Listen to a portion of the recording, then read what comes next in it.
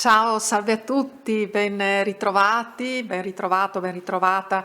Al narcisista non hai risposto magari a un messaggio. Per caso ti è capitato di non rispondere a un messaggio a un narcisista o a una narcisista con cui eri in relazione o anche un rapporto di amicizia potrebbe essere? Nel senso che magari non te ne sei accorta, non te ne sei accorto del suo messaggio e hai risposto magari il giorno dopo. Naturalmente in una fase del rapporto che stava in qualche modo volgendo alla fase svalutativa o di prescarto, insomma alla fine. E magari a te ti è persino dispiaciuto quando ti sei accorta o ti sei accorto, magari il giorno dopo, per esempio, del messaggio e di non averlo visto prima, o magari non ti è proprio arrivato perché può succedere anche questo. E per esempio è successo anche a me con un'amica, per così dire amica, che il messaggio non mi è proprio arrivato. Sicuramente c'è stato in precedenza un dibattimento tra noi, ma certamente ormai evidentemente lei aveva anche bisogno di sganciarsi per vivere altre situazioni amicali e così via. In quel caso il messaggio non mi era proprio nemmeno arrivato, insieme ad altri messaggi che mi sono arrivati tutti il giorno dopo per un problema evidentemente o di rete o di gestore telefonico.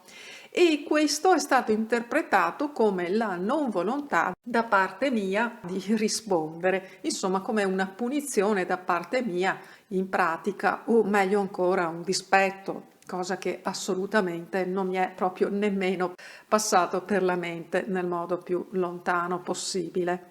E queste comunque non sono reazioni che appartengono solo a personalità narcisistiche, ma sono reazioni che avvengono anche in personalità borderline, istrioniche ed evitanti, quelle di reagire al fatto che tu non sia pronto nel rispondere praticamente subito o quasi ai messaggi o anche a delle telefonate, chiaramente. E pensiamo quando i narcisisti ti bombardano di messaggi nella fase del love bombing, quindi della loro conquista, del loro corteggiamento.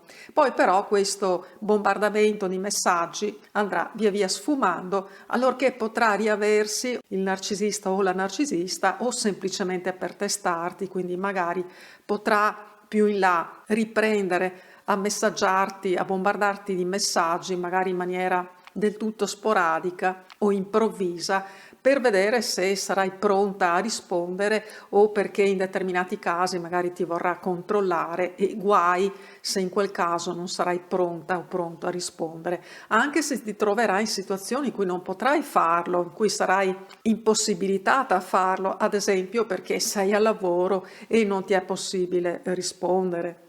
E questo sarà un buon pretesto per chiudere un rapporto da parte di un narcisista o comunque di una personalità di questo tipo. Un buon pretesto almeno per chi vuole chiudere e usa queste modalità nei rapporti stretti o per così dire stretti da parte loro. Di chiudere relazioni appunto e rapporti magari anche di lunga data. Del resto anche le auto, per esempio, possono durare quello che durano e insomma a un certo punto verrà il momento in cui se ne avrà abbastanza, anche perché saranno diventate un po' vetuste. E le relazioni possono diventare vetuste e si possono gettare o sostituire come si fa con le auto? Lo chiedo a te. E intanto ti ringrazio sempre della tua meravigliosa presenza, molto importante per tutti noi. E sono sempre felice che tu ci sia, di leggerti e di sapere anche come stai. Ti abbraccio forte e ci sentiamo presto. Ciao, ciao, ciao.